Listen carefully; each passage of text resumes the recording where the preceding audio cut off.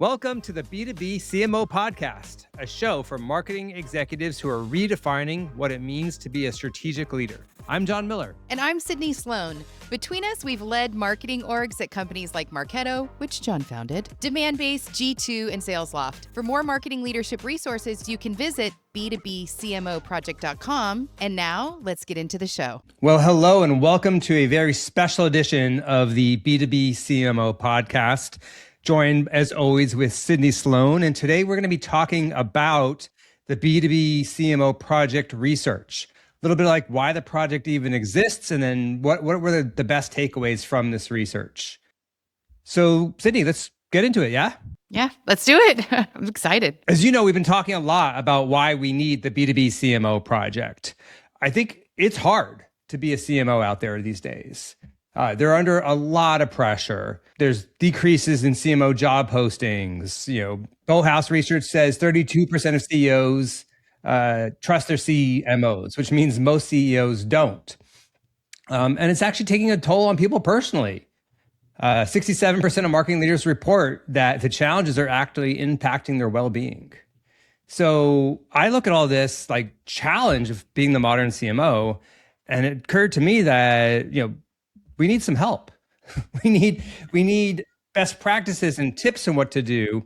But even if we know what to do, we're doing it in the reality of real organizations with real boards and real peers. So, you know, we started looking for, is there a community out there that can support CMOs through this challenge? And there are some really good communities out there for CMOs, but most of the ones skewed kind of smaller company or B2C. And the enterprise B2C CMOs that we're talking to face different pressures and challenges and weren't really getting the support they need. So that's what led me to the B2B CMO project. What about you, Sydney? I mean, you've been a multi-time CMO. What brought you to the project? Yes, 4-time CMO. So I don't know if that slashes on the back or patches on my sleeve.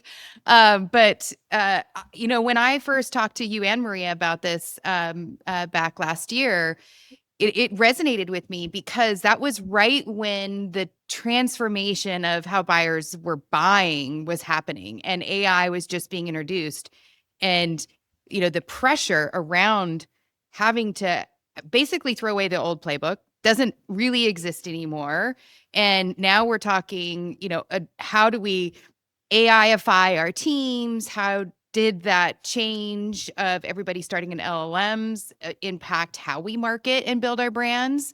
And, you know, I'm in a couple of other CMO groups, and I mean, really, this one got together. We called ourselves the CMO AI Club, and was just like, what are you doing? Like, what are you trying? And every month there were just so many new approaches and ideas. And there is no playbook. There is no education system.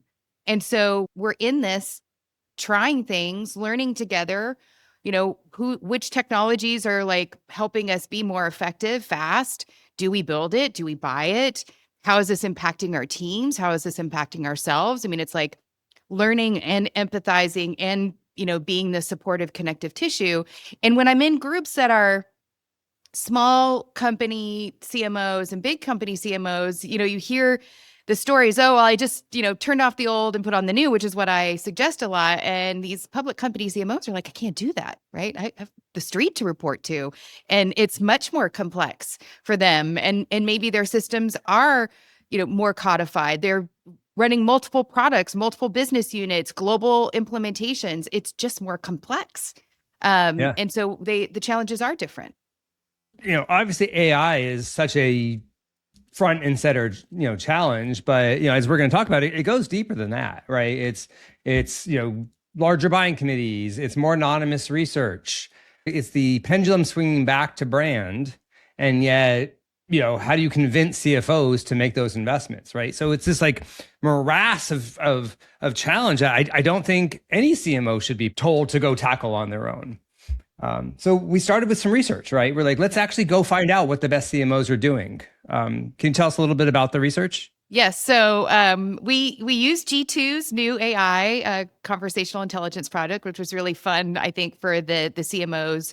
And it interviewed, we did over 50. It's still live. So if people also want to continue to add, because we're just starting, right? Like we have so much to continue to learn. So we took 50 of like deep dive interviews plus conversations that John and I have been having. And we're talking, amazing CMOs from companies like Zoom and Salesforce, Nutanix, Snowflake, PagerDuty, Sprout Social, the list goes on. Like these are also our top 100 recognized CMOs. And it wasn't just a survey, right, where you ask and, checkbox question or, enter your data here. It was a conversation. And so when you're having conversations with people, you can get deeper into the why and the how. And so the context of the survey is much deeper on not just the stories behind it versus just the data. And so I think that what was interesting coming out of that, because we can also, listen to each interview specifically, was the pattern of common challenges was pretty clear. There were 5 unique challenges that came out that everybody's facing, and they stitched together really over time. You can't really tackle one without the other, I think. But I think we're going to go through each one of those in detail and share some of the findings. So, John, why does the playbook not work anymore? Yeah. So, I think since the early days of Marketo, we've been following, I think, a pretty typical B2B playbook, whether that's, content and webinars that we sort of use to capture leads that we nurture until they're MQLs, then we pass them over, at the right time. I mean, that worked until it kind of stopped working. And I think paradoxically, the sort of drive for things like MQLs and really trying to optimize your cost per lead and those things that were part of that classic playbook. I think the research started to show that that's actually undermining CMOs, in the C-suite, and that there's a really vicious cycle going on that is really dragging some CMOs down, right? And then the cycle can start anywhere, but I like to sort of, say in a world where marketers aren't respected necessarily by the CFO and the board, they have a very hard time making a case for doing the things that they need to do in the new world, like invest in brand. But then without brand investment, you're going to find your pipeline starting to really get squeezed, especially in a world where so many of the buyers in your target market are not in market at any given point in time. And then as your pipeline's getting squeezed, you can't really be bringing the metrics that the CFO cares about, showing your impact on revenue, which means you don't have the credibility to go ask for brand investment. And the cycle just gets worse and worse and worse. And I think there's so many CMOs caught there. But what was, I think, great about the research was, when we asked these great CMOs, how are they tackling the challenges? As you just said, they found these kind of 5 different imperatives that are different ways to go break the cycle, and kind of almost different entryways into solving these things. Yeah, I think that in the last 15 years, really, where we had the opportunity to control our own destiny, build our own infrastructure, run our own programs, become more predictable because we had all these systems that could now track and monitor things. And the favorite question for boards asking, if I gave you $1 million, where you'd invest it, we could almost start to see it, because you could build a machine and you could say, oh, if I'm going to put X more money into like PPC, I'm going to expect Y more out once you had that infrastructure in place. And then everything changed. And so we almost created our own demise in buying demand, being able to buy demand in a predictable way. And then buyers left Google and started to do things. And so it's like, and now we also have access to these amazing agentic capabilities, and we're being asked to rethink and rebuild what we had built before. Okay, so let's talk about the first area that was unanimous in what CMOs were saying. And that starts with credibility in the C-suite.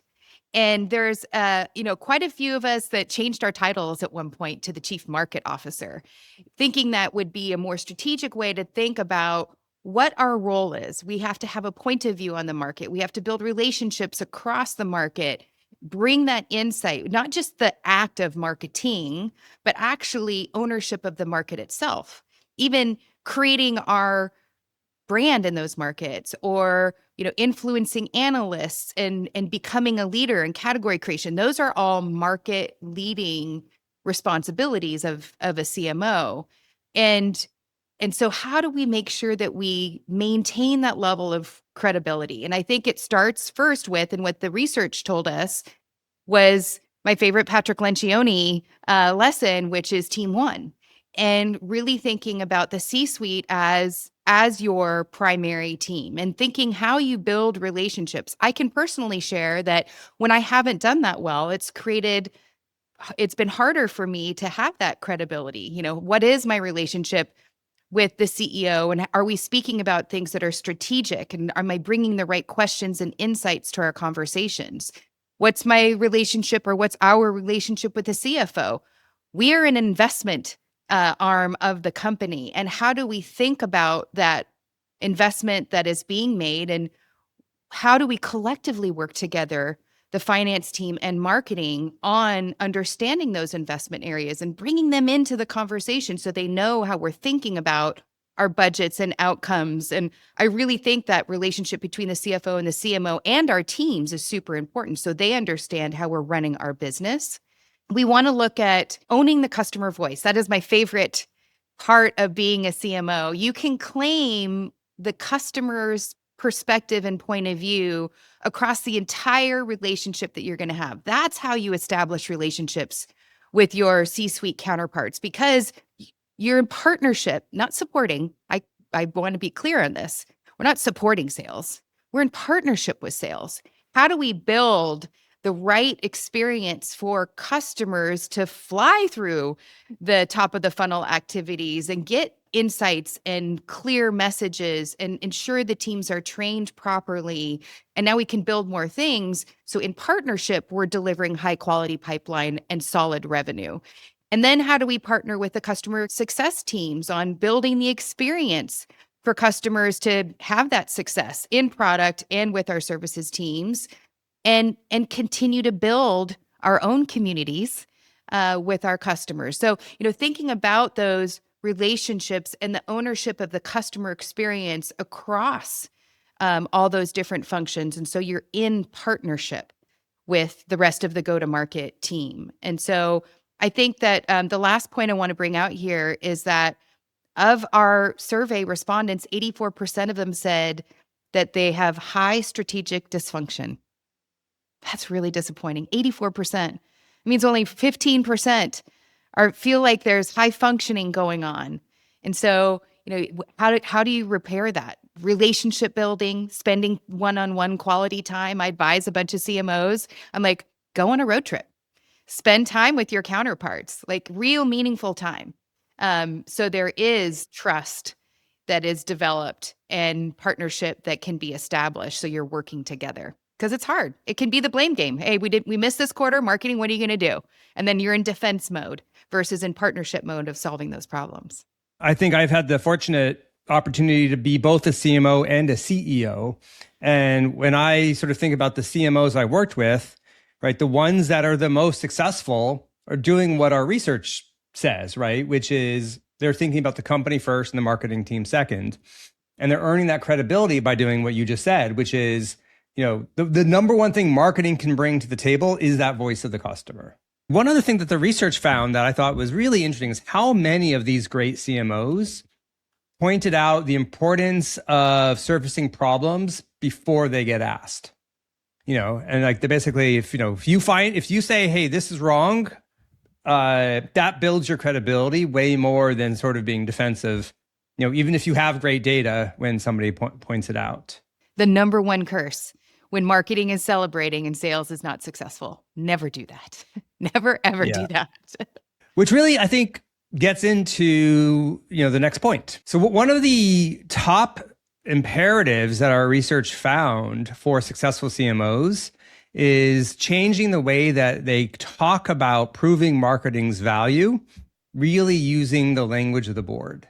We taught marketers for years to use things like MQLs and cost per lead to prove their value, which way back before Marketo came along, if you were seen as the people who just made color brochures and threw the parties, of course, being able to say, look, I generated so many MQLs and this much per, it did seem credibility building, but it's kind of subtle, right? When you report to your peers in marketing language, you get treated as a tactical marketing function.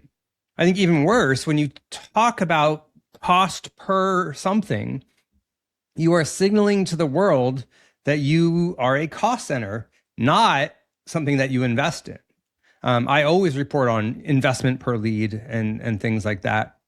And it was really interesting how every CMO in their research has sort of made this adjustment, right? I mean, the MQL is gone for these people. These CMOs, they are leading with business outcomes first and really treating marketing metrics as kind of internal diagnostics. It's like what I call the boiler room metrics.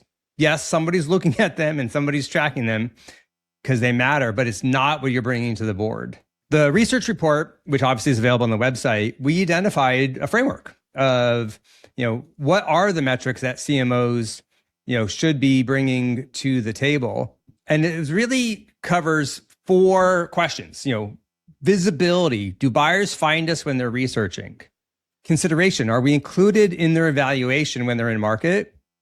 Preference. Do we differentiate effectively versus the alternatives? And velocity. When they're actually in a buying cycle, how can we accelerate those decisions? Those are not marketing questions, right? Those are go-to-market questions. And the new CMO dashboard that we shared leads with things like market share, revenue growth, and brand health as kind of the key metrics. So, what you measure is not just what you get, it's also how you get perceived. Sydney, in your prior roles as CMO, how have you transformed the metrics that your teams are using? Yeah. The last 3 places that I've been to, I walked into the MQL story like we were just talking about. And so, first of all, you have to educate the board on what to expect, go through that transformation to an account-based approach, and then prove that out. You start to show the number of accounts engaged and prove that of the target accounts, they have higher ASPs, they close faster, they have better win rates. So you're telling that story and then you're following through on that, which makes it more efficient in the long run versus doing broad-based approach. And so I think, that has worked. But the real magic happens in the metrics game when inbound starts to take over outbound. And again, like explaining that what should the board expect? What should the company expect by making these investments? So I think it's, the last part that's important for me on the board is that pipeline is reported by marketing and all pipeline, not just marketing pipeline. So you're telling the story of how we're sourcing our business, how much of that marketing, sales, partner, the mix of it, and really owning that whole conversation, I think could be also a more strategic move for a CMO. That was, I think, probably one of the arguably most controversial things for me in the report, right? Because I, like you, passionately believe in reporting on the total pipeline number, because when you start trying to assign credit, you break down the exact teamwork that marketing and sales need. But I will say that some of these great world-class CMOs felt it's strongly that it is important to be touching on marketing sourced, pipeline as one of those credibility builders. So I took it away as, well, 2 things. One, every organization is different. Every CMO has to tackle their unique politics differently. There's no one size fits all. And that attribution still has a role in not necessarily proving your impact, but improving your impact and knowing where to invest. You were just talking about how inbound is what really starts to unlock your metrics and your productivity, which I think is just a great transition into the next finding from the report. So one of the top findings from our B2B CMO research was how much brand and investment in brand has become an imperative for modern CMOs. And it makes sense. We've all seen the statistics, right? The 95-5 rule. Only 5% of the buyers are in market at any time. So if we're only doing demand gen to capture inbound people, we're all fighting over scraps of the 5%. But even, I think, more profound is, Forrester and others have done research on the B2B buying process. Forrester found that 92% of buying cycles begin the purchase process with at least one vendor in mind, and 41% of the buyers have already locked in their preferred vendor before they contact sales. Meaning the buying cycle is happening before the salesperson is talking. It is happening as the buying committee is forming and evaluating their shortlist and their preferences. And that is all about brand. I think, we went through this world back of treating marketing like a gumball machine because it was measurable. And it was nice to be able to say, I invested in this and got this many MQLs. And it's much harder to say, I invested in my G2 presence or my analyst reports or the billboard I put on 101 or this like big snazzy thing at a trade show, which are all about affecting how people think and feel when they're not necessarily in market. That's harder to measure, but it's essential. And I think what the report and the research found was the top CMOs are figuring out how to position, brand as a strategic asset, both because it can make everything else more efficient, like able to show like, hey, when brand is high, your demand generation is more effective.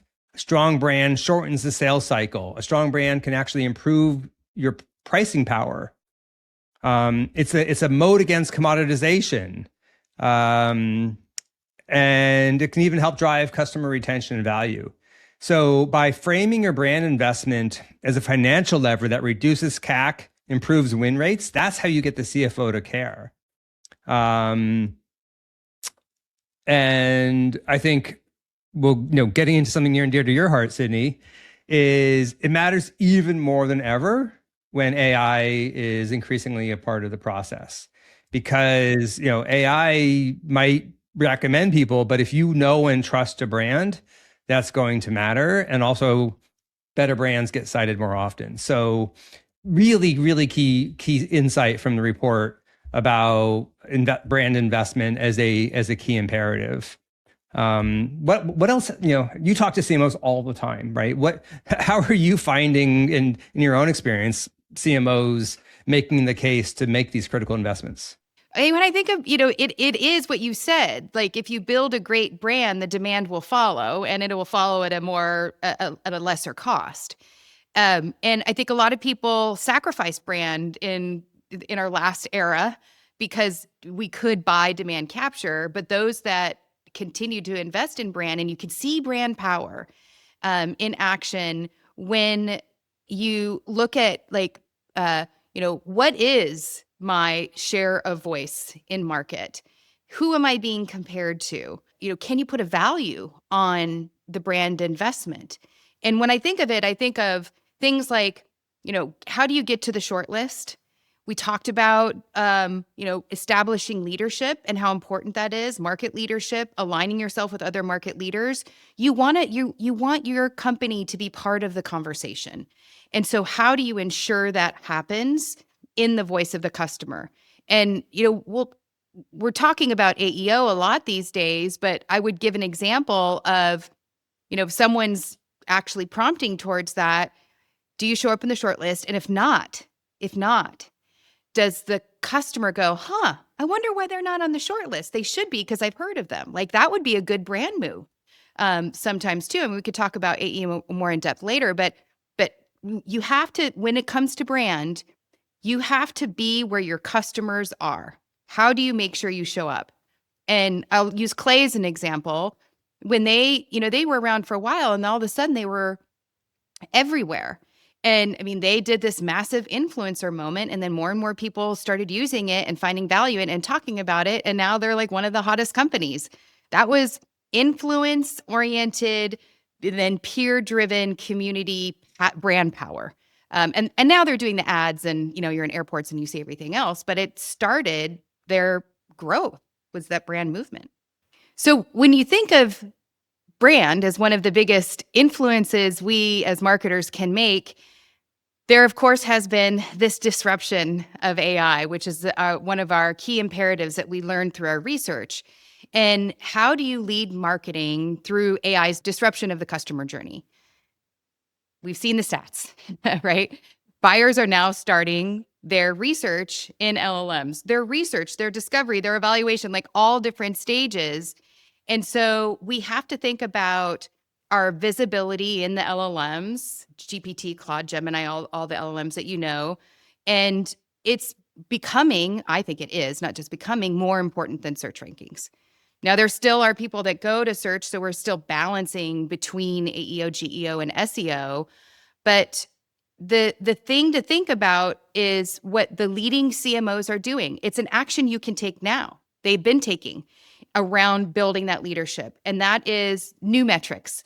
Things like citation share of answer, how often their company and products show up in these AI-generated answers. And so we've built new approaches for how we measure this using new tools.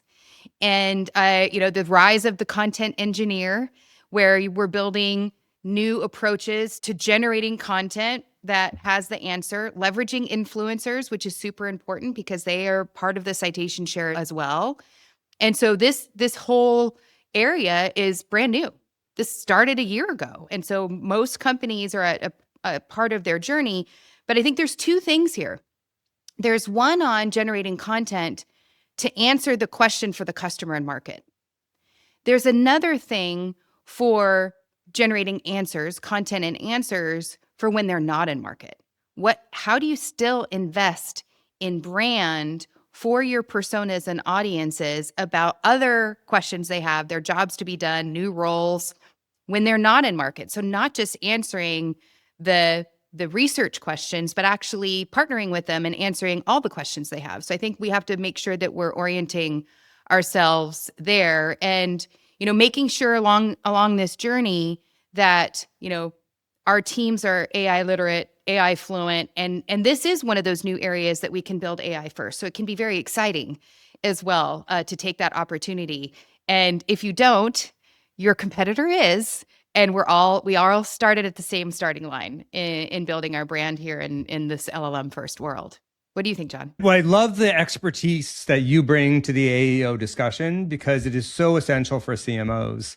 I also think, it's really what I get excited about is thinking about not just how AI is changing how buyers research, but also how it changes what marketers can do. Or what we can do, and I mean, I've been pursuing the idea of one-to-one marketing since, the beginning of my career, and we've never really delivered. I think mostly because rules-based systems couldn't handle the complexity. We spent part of the last 2 years like AI SDRs, kind of pretending to write personalized content, but I think we've mostly realized that that's a lot of slop. One of the CMOs we interviewed for the research, Denise Pearson from Snowflake, pointed out that true AI transformation lies in the ability to hyper-personalize using data to increase the relevance, not just automating outreach. And to me, that's really where I see things going, moving away from rules-based logic in our campaigns to AI reasoning. Actually having an AI agent that can think, I have Sydney. What is the best way to interact with Sydney? What are the right touches and when to take them over what channel that's going to move the relationship forward? People like using the self-driving, car analogies. So, this I think really has the potential to free marketers from a lot of the drudgery of manual work that, to be honest, marketing automation platforms have sucked them down and let marketers embrace the things that humans are uniquely good at, like messaging and creativity and creating really compelling engaging offers and events. So yeah, AI is, really is changing how people buy, and it's changing also how we can market. And that definitely was one of the themes of the research. Final point on that is now we have so much ability to data that we can build context, and context is everything.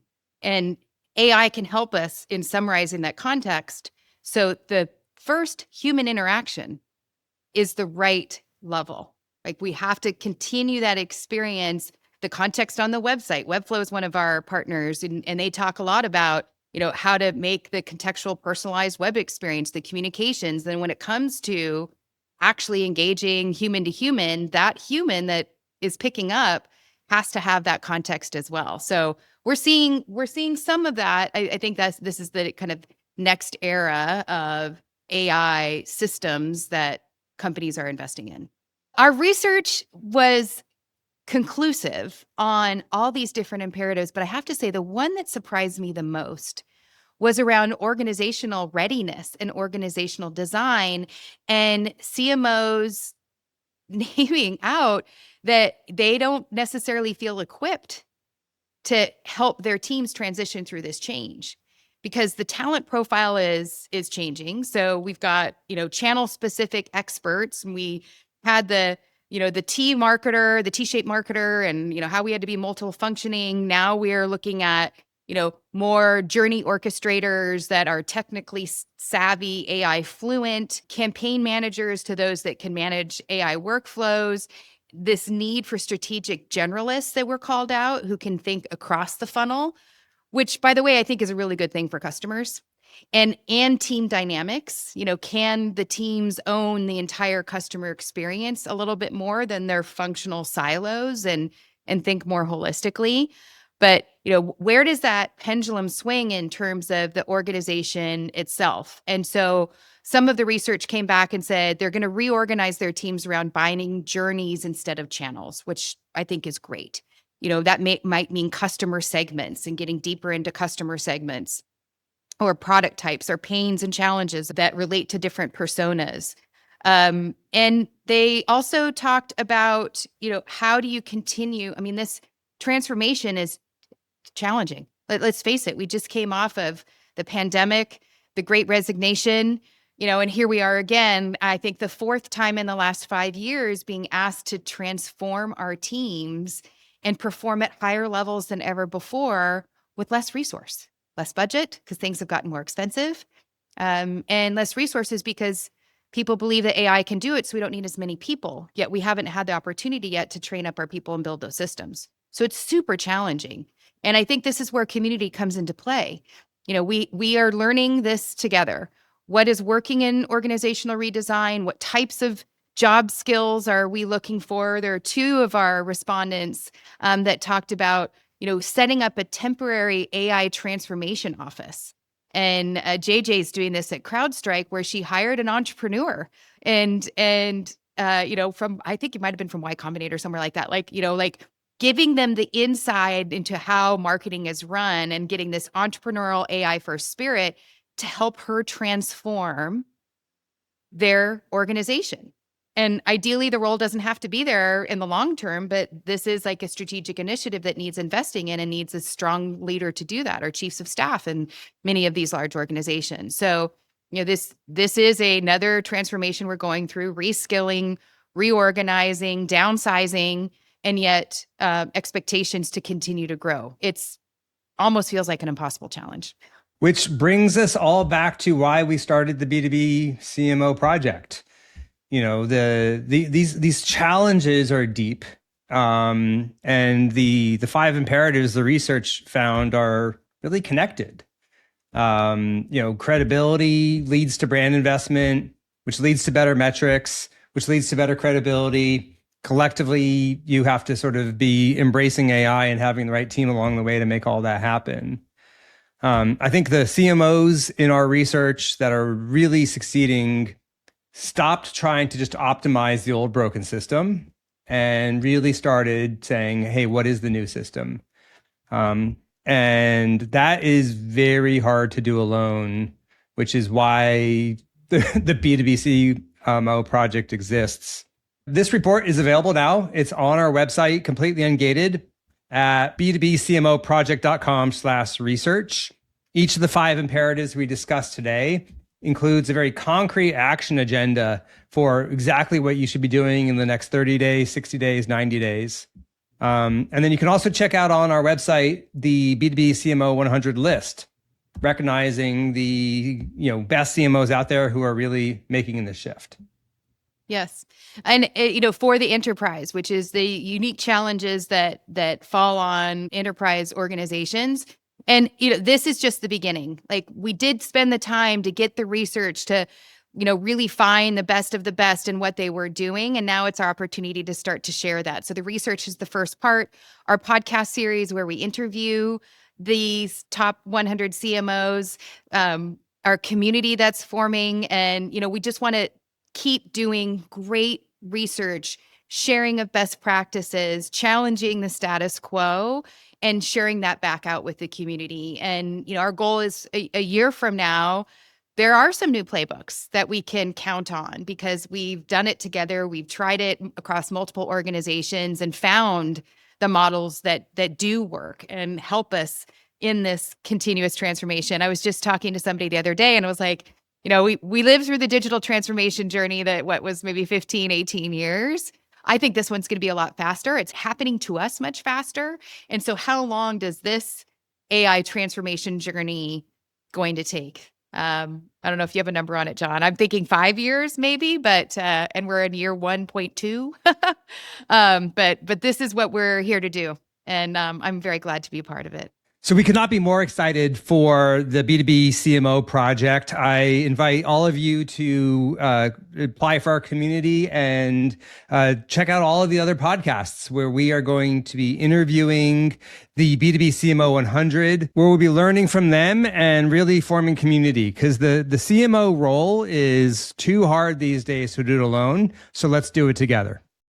Thanks for listening to the B2B CMO podcast. Head on over to b2bcmoproject.com for more episodes, plus the latest research and frameworks CMOs need, not just to survive, but actually thrive as AI and the new playbook reshape how we go to market. And if this episode sparks something for you, please follow the show, leave a rating, and share it with a marketing leader who could use a little inspiration. Special thanks to our wonderful partners, OneMind, 2X, Check, Demandbase, G2, Goldcast, LinkedIn, Fave, Sendoso, and Webflow for making this podcast possible. Until next time, be safe out there.